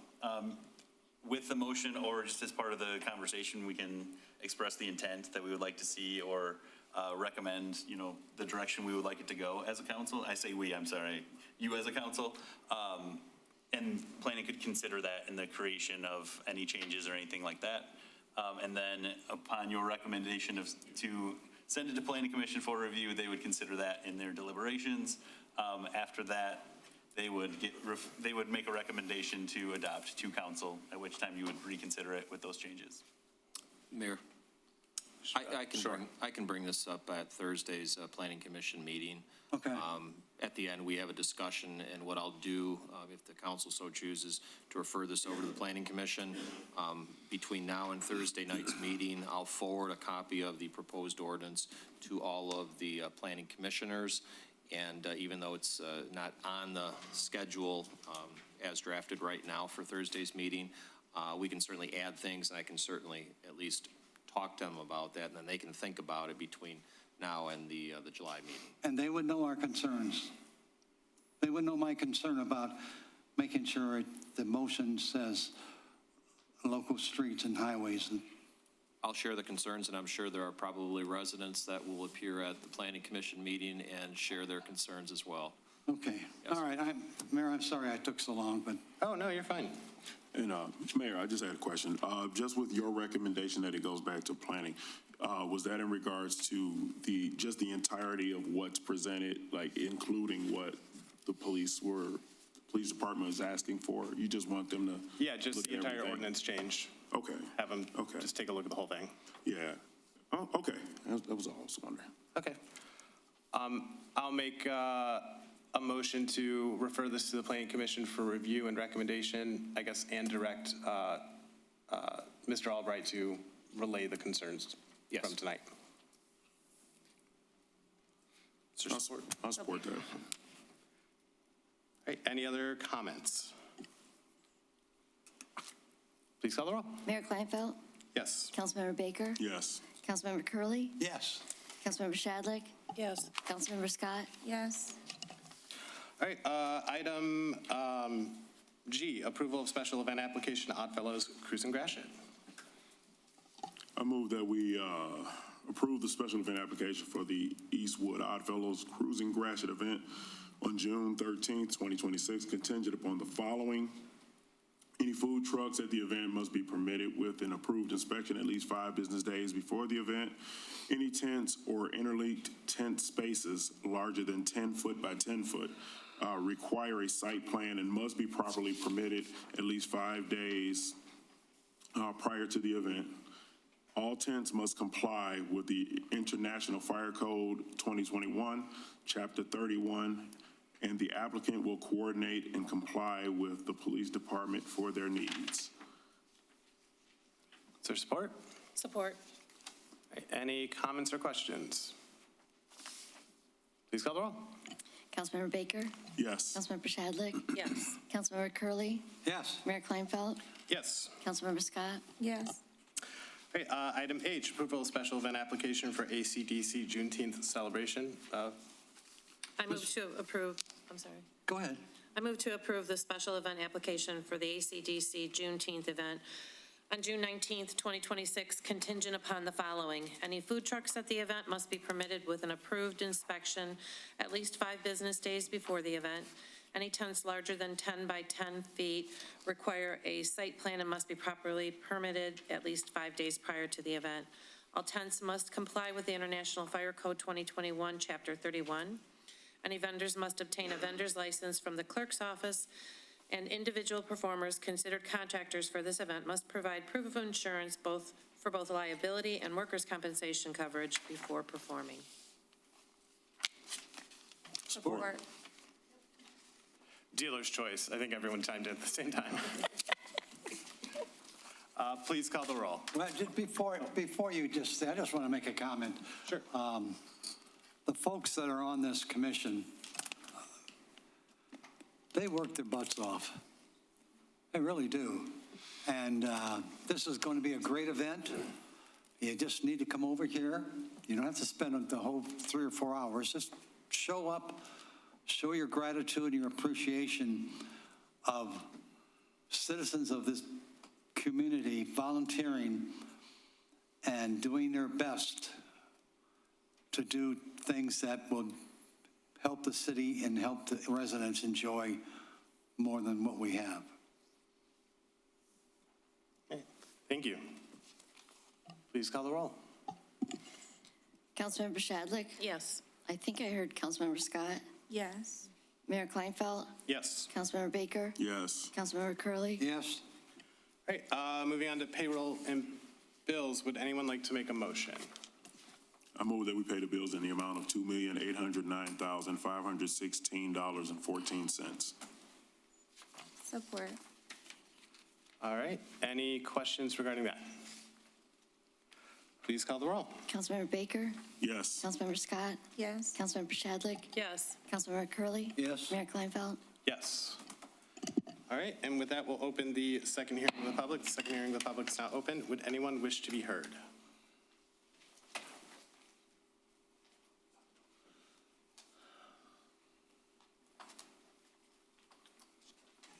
Wanda Moody, Eastpointe resident. I have a couple of questions with reference to the energy person. If I'm not mistaken, he said there was a 5-year warranty on the panels. I think he said 5 years. You guys should check into that. How many? Oh, never mind. Maybe I misunderstood. So if I did misunderstood, that's fine. Hopefully it's not 5 years. It should be 25 years, I believe.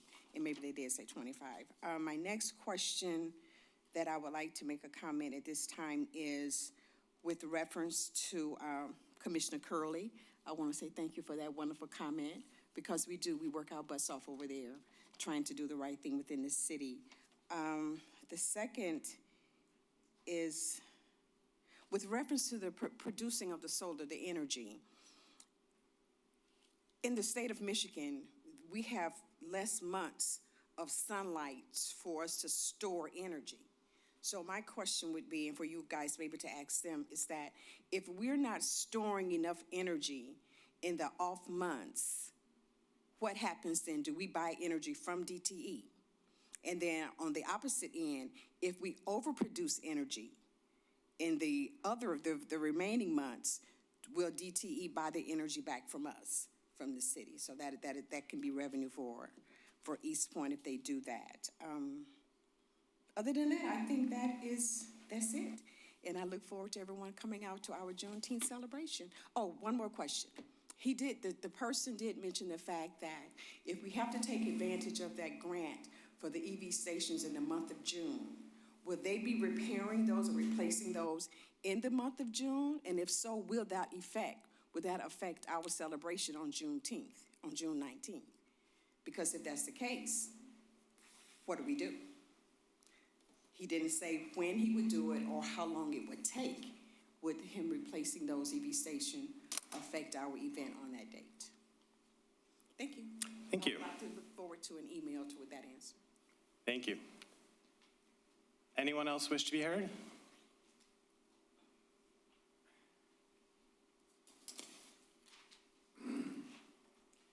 Council, we have a President's Day.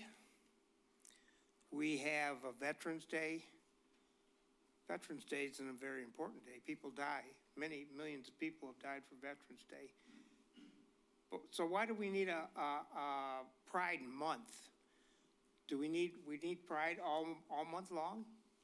Are they more important than veterans? Are they more important than presidents? I don't understand that.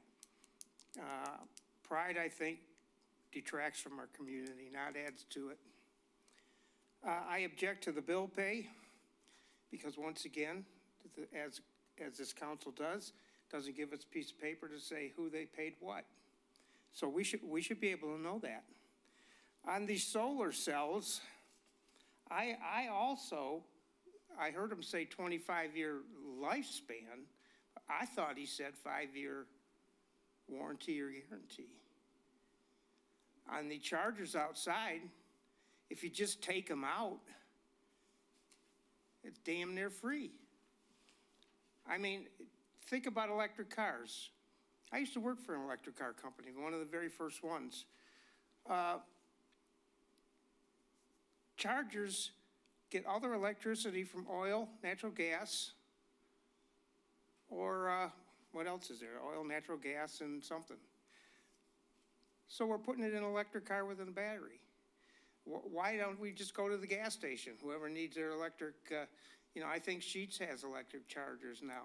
We do not have gas stations for the police department. What are we doing there? That's a waste of money. Are we going to need a new budget now? Mr. Blum, is the budget deficit going up? Or is that it's secret? So I don't know what you're doing there. Just wasting money. Solar cells are so toxic that you can't even throw them out. I don't know how you get rid of them. And the average solar cell can only turn 50% of the sunlight that hits it into energy. That's capacity for a solar cell, at least what used to be. Don't know. He's probably putting up Chinese solar cells, not American made. You have 30 seconds. So I think that whole thing is just, he got a nice commission, okay? Maybe he'll get a kickback. I think that was useless. Thank you. Anyone else wish to be heard?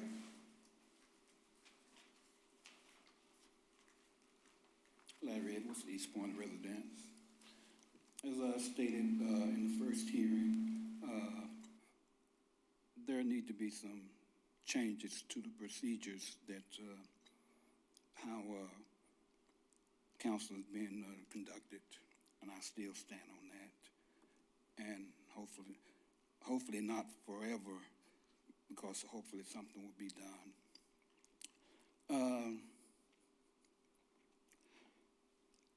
I'd like to thank also Councilman Curley for being transparent and helping the citizens or the residents of Eastpointe and being in making council be more transparent about a couple of issues that came up tonight and what have you, which we should always be transparent when things are being presented that the public are not aware of, don't understand, or know about. I think Mr. Baker, he's one that does it as well. So I'd like to commend both of you fellows there for doing that. The public hearing on the proposal, on the scheduled hearing that we had tonight and what have you, I'm sitting there thinking, how can I make it a proposal if I don't know what it's about? I'm sure it's probably online somewhere for people to read through, hopefully not 10,000 pages of it. And then,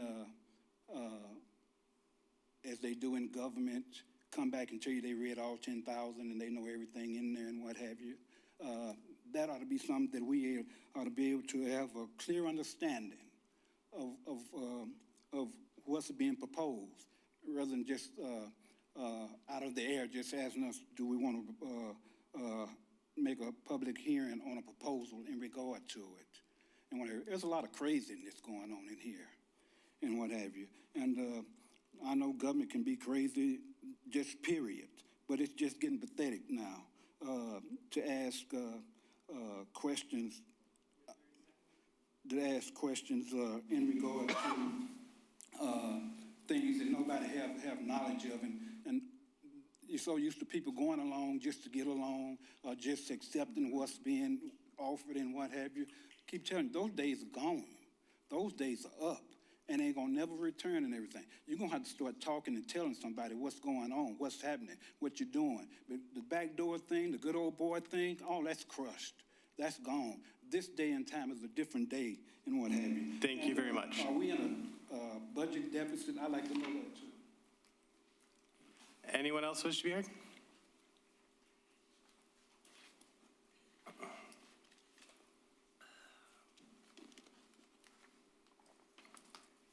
Jennifer Nicholas, Eastpointe resident. Thank you for sending that ordinance over to the Planning Commission. And Chief Haynes, thank you for your explanation too, as far as that it's not our police officers that are ticketing people. I totally support what you want to do, your request and your motion. Unfortunately, it seems like our building department and city administration hijacked that to slip in vehicles that are on people's property. You know, when you look at the ordinance here, there's one sentence that refers to vehicles on the streets.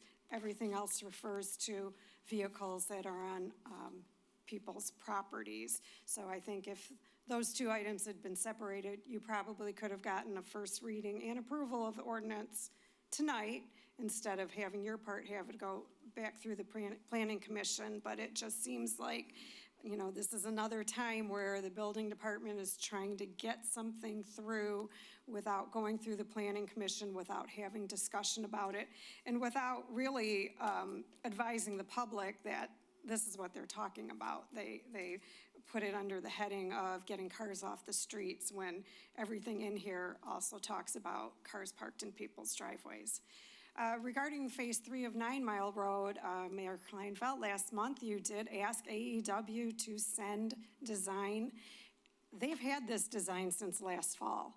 They submitted this design to MDOT and NEPA last fall. I don't understand why you don't have the design, and to have our city manager give you a piece of paper during the middle of the meeting today and didn't have time to send it to you electronically before the meeting or within the last 2 weeks when it's been requested. I don't understand what the issue is. It makes me think that there's something with the design that people aren't going to like very much. You know, if it was a great design, we would have been seeing it all over the place and talking about it for months now, and for some reason, this has been very non-transparent.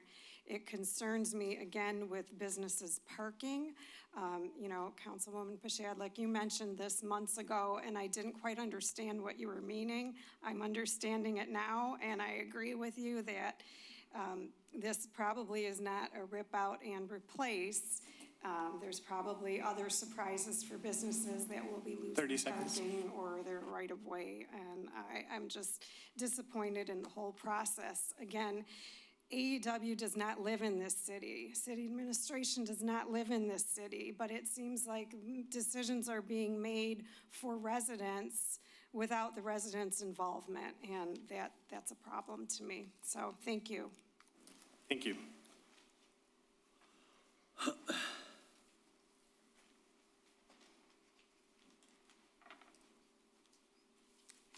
Mary Hall Rayford, Eastpointe resident.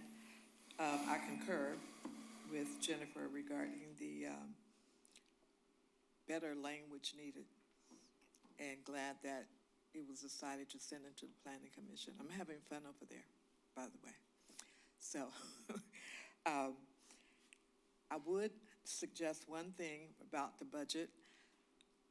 This is one of the few times I didn't get a chance to read everything online regarding the agenda, and so I have no clue as to what was in there, but please do something about the audio equipment. It's bad. I mean, I can only hear every other word or so when I'm watching it on the video. So that needs to be addressed so everyone can hear. We have a number of residents who are wearing hearing aids, including me. And so when you have glitches in the system, it makes it real difficult to hear what's being said. So I would ask you to consider doing something about that. I also want to encourage people to vote and understand the dilemma that seems to be always present at Eastpointe regarding the need for teachers. I just saw a post about needing elementary teachers. I don't know how many, but that's not a good sign. School will be out June 10th. So please, everybody, watch out for kids walking out into the street without looking. I've had a couple of incidents. Fortunately, I was only going about 17, so I was able to quickly adjust. But we need to watch out for the kids because they're not paying attention as they should. So please do that. And one other thing I wanted to say. This shirt talks about kindness, hope, and diversity. Also says I'm an Eastpointe ally, and I am. We need to be kind to everyone because we never know what anybody is going through. There are people who are facing challenges financially, emotionally, loss of loved ones, and we just need to 30 seconds. Be kind to everyone. I thought I was going to make it under the 30, but I didn't. Thank you. No. Thank you. Anyone else wish to be heard?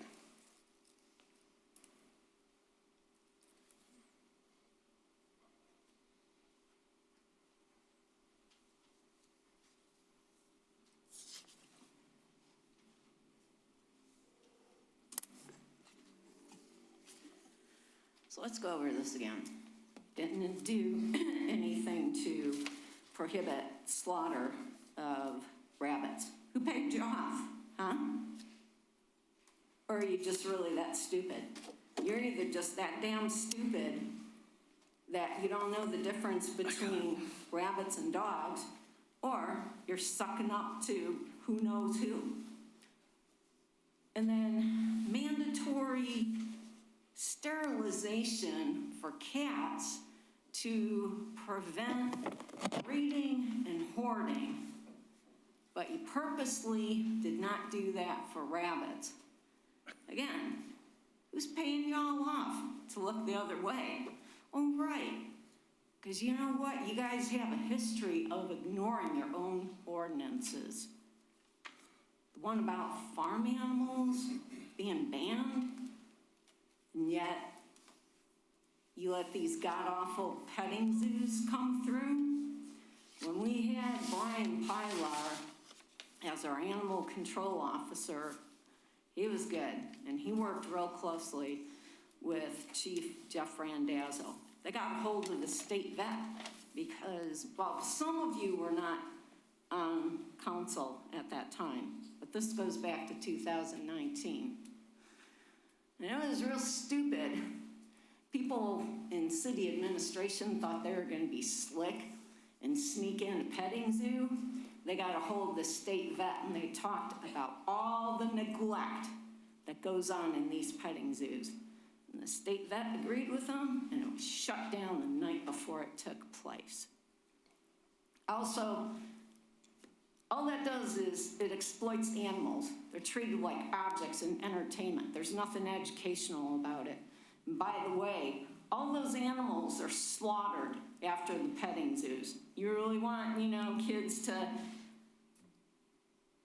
know that? Because next time a petting zoo comes through here and you ignore the ordinances, I'll make sure every single kid knows those animals will be slaughtered when they're no longer cute.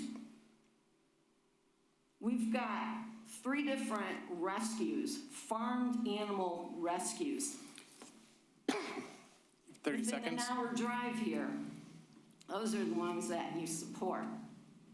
So again, let's see who has the guts to answer in your report. Who the hell paid you off that you're not doing anything to protect rabbits from being slaughtered, from failing to mandate sterilization? You're ignoring the MDARD PDF that says do not let domestic rabbits outside. Thank you very much. Yeah. Anyone else wish to be heard? All right, seeing none, the second hearing of the public is closed. We'll move on to mayor and council reports. Councilman Baker. Thank you, I got nothing. All right, Councilman Gurley. Thank you. I got a couple things. First of all, a big thank you from the community garden. Remember when I said that they needed cardboard to cover, I don't know what they're covering, but they got enough. But they wanted me to say thank you, citizens, for cooperating with that. Also, the library, they still need your cans and your bottles to take and cash them in, because the Friends of the Library purchases things for kids. And the list is really big. The city manager mentioned the splash pad. It's coming along. If you go by there, you say, oh my goodness, when's it going to be ready? You know what? When it's ready, it's ready. They are doing the best they can. And the other thing that we excited about is the second basketball court being built right next to the other one. That is going to be fantastic. A week ago, on a Saturday, I drove by, parked my car. There were 32 kids playing basketball, taking turns. No angry, no fights, no bad language, just 32 kids that wanted to play. And we get that other court in there, that's going to be fantastic. Now, remember I told you that I was going to bring up the people who make this country run, and that's the females. And so I've got a thing I'm going to read. First of all, a show of hands, and I don't imagine there'll be too many. Hedy Lamarr. 1, 2, 3, 4. Okay, Hedy Lamarr. There's that. How many of you ever use Wi-Fi, Bluetooth, or GPS? Probably all of us. We basically live on our phones. But here's a wild fact you might not know.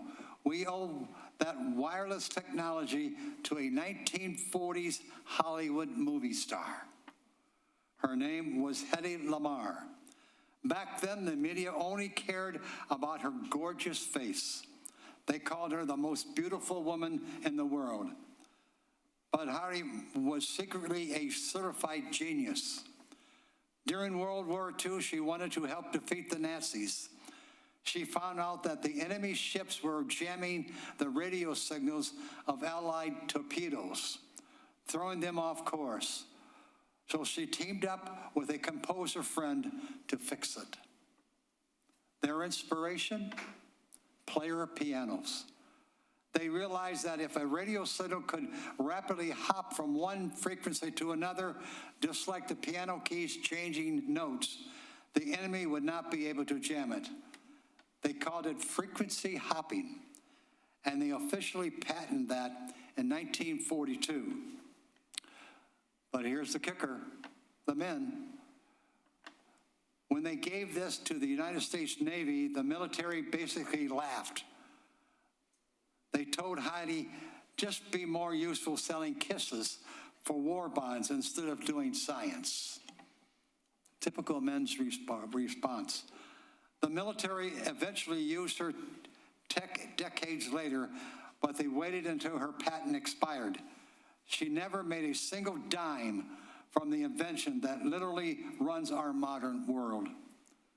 I love her story because it reminds us that women have always been the brains behind major breakthroughs, even when history tried to reduce them to just a pretty face.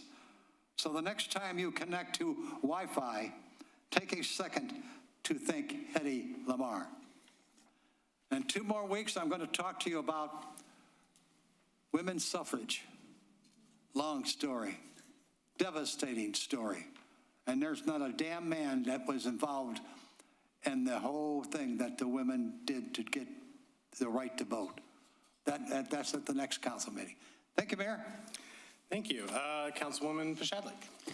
I just want to reiterate that to invite everyone to the Juneteenth event on Friday, June 19th from 4 to 7. It's right here at City Hall outside, and it really is a good time.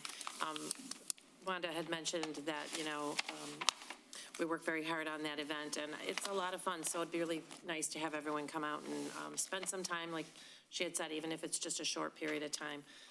Come out and have some fun. Councilwoman Scott.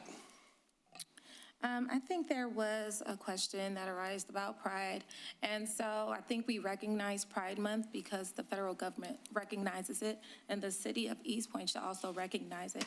I support treating every resident with dignity and respect. However, I feel like the proclamation should recognize occasions without taking social or ideological questions. In the proclamation, I noted some advocacy pieces that dealt with youth, and because of that piece, I decided to respectfully vote no on the proclamation. However, on a brighter side of things, the 38th District Court is having its 250th anniversary apparel design contest. It's having a contest for elementary kids, middle school kids, high school kids, and also adults 18 and up. Each category will be able to receive a prize, and the grand prize winner will have the ability to have their design actually featured on the apparel. So if you're a resident or anyone in those categories and you're interested in submitting your design, go ahead and reach out to the 38th District Court. Thank you. Thank you. I also would encourage everyone to go to the Juneteenth event. It was a good time last year. I think it was last year where it was very sunny and nice for the event, and then like right at 7 o'clock, like a hurricane came in. Regarding that, there was a question. The EV chargers, my understanding is we just have to purchase them in time to get the rebate money, but it's not that we're going to be putting them in, so there shouldn't be any interference with the event. Thank you, everyone, for coming out, and I will, entertain a motion to go into closed session for collective bargaining pursuant to MCL 15.268 1C. So moved. Support. Okay. Please call the roll. Councilmember Baker? Yes. Councilmember Scott? Yes. Councilmember Curley? Mayor Kleinfeld? Yes. Councilmember Shadlick? Yes. Okay, going into closed session at 9:13.